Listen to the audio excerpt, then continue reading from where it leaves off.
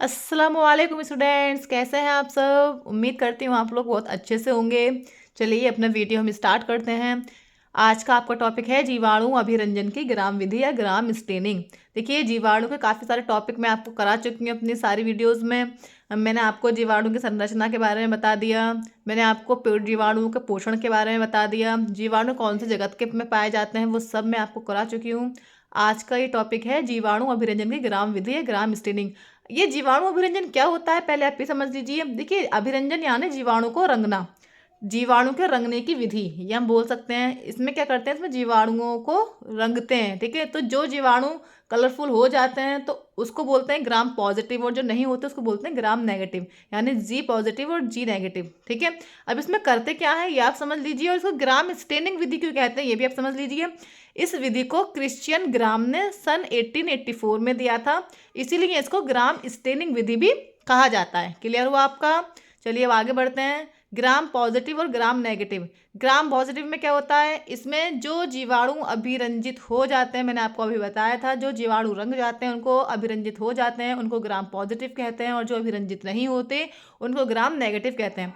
अब ये आप समझिए, देखिए इस पूरे प्रोसेस में करते क्या हैं, इसमें जीवाणुओं का समूह लेते हैं। जीवाणु का हम समूह लेंगे, ठीक है, और जीवाणु एक एक मैं आपको मिसाल तौर पे बताती हूँ, एक एग्जाम्पल के तौर पे कि हमने क्या किया। एक बाउल ली, ठीक है, उसमें जीवाणु के समूह को लिया। ठीक है, जीवाणु के समूह को लिया। इसमें क्या करते हैं, इसमें क्रिस्टल वायलेट को आप जानती होगे, क्रिस्टल वायलेट और आयोडीन का लिक्विड उसमें डालते हैं। जो हमने जीवाणु का समूह लिया था उसमें क्रिस्टल वायलेट और आयोडीन के लिक्विड को डालते हैं। ठीक है, अब उसमें क्या होते हैं, सारे जीवाणु जब हमने उसमें लिक्विड उन पे डाला तो सारे जीवाणु क्या हो जाते हैं, बैगनी रंग के हो जाते हैं। कैसे हो जाते हैं, बैगनी रंग के हो जाते हैं। ठीक है,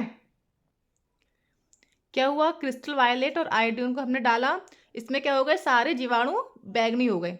ठीक है, अब हम ये सभी जीवाणु बैगनी हो गए, हम कैसे पहचानेंगे कि इसमें ग्राम पॉजिटिव कौन से हैं, इसमें ग्राम नेगेटिव कौन से हैं, मैं बताती हूँ मैं आपको हम कैसे पहचानेंगे।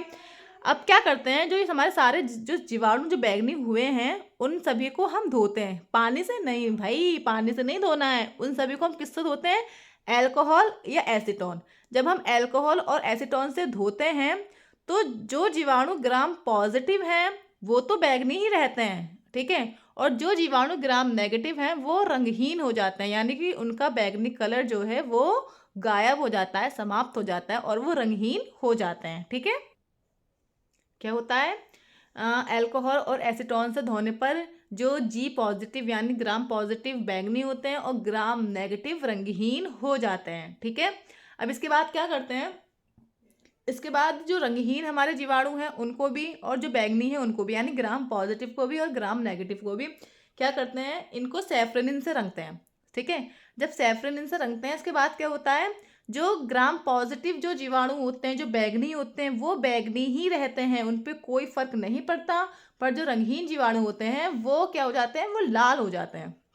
ठीक है, ग्राम पॉजिटिव जो हमारे यहाँ ये आप समझ लीजिए कि ग्राम पॉजिटिव जो एक बार कलर लेते हैं उसको नहीं हटने देते अपने ऊपर से। ठीक है, और ग्राम नेगेटिव क्या करते हैं, वो बदलते रहते हैं, कभी वो कलर उतार देते हैं, कभी चढ़ा लेते हैं अपने ऊपर तो क्या करते हैं, जो जब हम इसमें क्या करते हैं सेफ्रेनिन से धोते हैं इनको, तो ग्राम पॉजिटिव जीवाणु बैगनी ही रहते हैं और ग्राम नेगेटिव जीवाणु लाल रंग के हो जाते हैं। ठीक है, तो यही हमारे जीवाणु अभिरंजन की ग्राम विधि विधि है।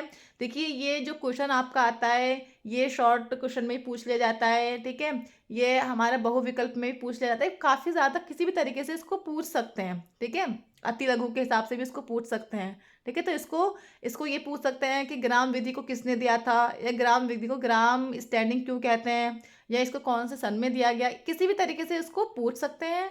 टॉपिक इम्पोर्टेंट है, इसको आप अच्छे से पढ़िएगा। ठीक है, उम्मीद करती हूँ आपको पूरा वीडियो समझ में आया होगा। अगर समझ में आया है तो आप कमेंट में मुझे ज़रूर बताएं, नहीं समझ में आया तो भी बताएं। मिलते हैं हम आपको अगले वीडियो के साथ, तब तक के लिए अल्लाह हाफिज़।